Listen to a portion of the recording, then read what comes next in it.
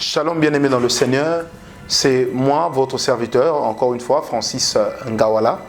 Aujourd'hui, nous sommes en train de parler toujours dans notre thème sur le chemin de la grandeur. Nous parlons sur la qualité de vos pensées. Et oui, vous savez, la qualité de vos pensées, ça peut beaucoup influencer les choses dans votre vie. Ça peut vous amener à échouer, ça peut aussi vous amener à réussir. Moi, j'ai toujours été de ceux qui pensent que la pensée constitue même la base de la foi.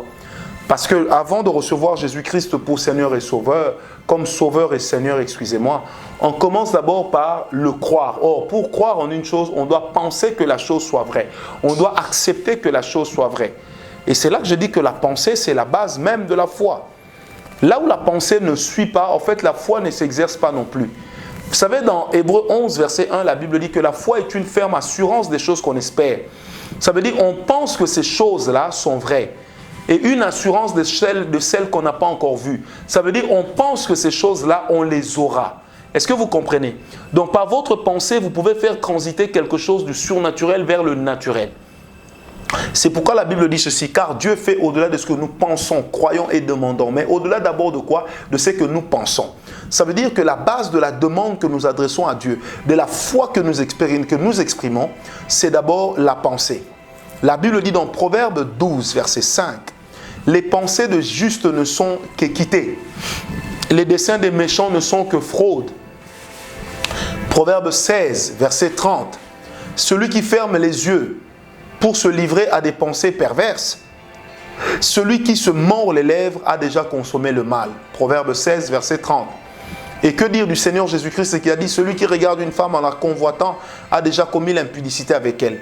Donc, par là, vous comprenez que la qualité de vos pensées, si elle est mauvaise, elle peut vous amener à la convoitise, à l'envie, à l'échec. Je ne parle pas des pensées positives ou des pensées négatives telles que prônées par certains philosophes existentialistes, les positivistes. Non. Mais je parle de la qualité de votre pensée parce que l'apôtre Paul dit, nous amenons toute pensée captive à l'obéissance de Christ. Ça veut dire que le diable a le potentiel de retenir certaines pensées de certains hommes dans la captivité.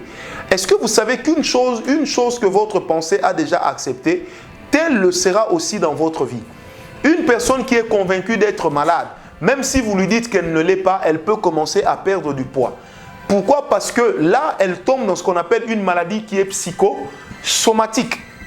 Et comment la maladie devient psychosomatique? Simplement parce que la pensée y a déjà adhéré. La pensée est déjà entrée dedans. Les plus grands traumatismes desquels les hommes souffrent se trouvent dans leurs souvenirs et leurs souvenirs vivent dans leurs pensées.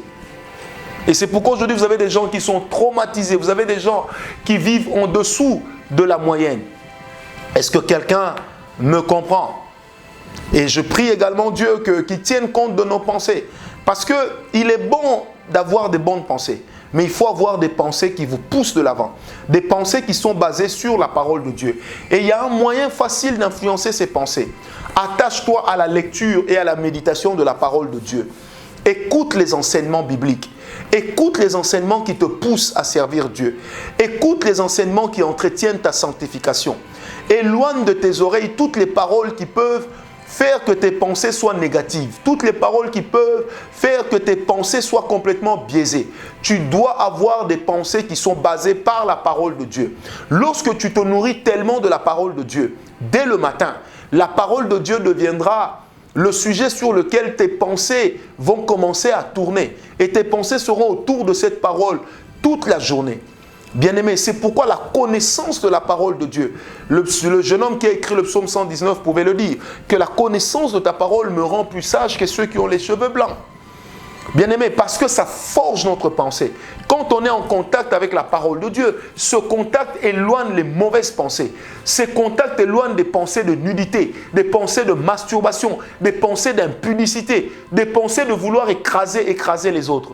Savez-vous qu'il y a beaucoup de serviteurs de Dieu qui lisent la parole parce qu'ils doivent la prêcher aux autres, mais ils ne la lisent plus pour eux-mêmes. C'est pourquoi ils prêchent la sanctification, mais eux-mêmes pêchent contre la sanctification. Ils refusent d'être vus sur les mêmes photos que les autres. Ils insultent les autres dans leurs prédications parce que leurs pensées sont mauvaises à la base. Purifions donc nos pensées et nous aurons purifié aussi nos cœurs. Que Dieu nous bénisse. Il n'y a pas de grandeur sans une pensée de qualité. Que Que la grâce de Dieu soit votre partage au nom de Jésus-Christ. Paix et grâce.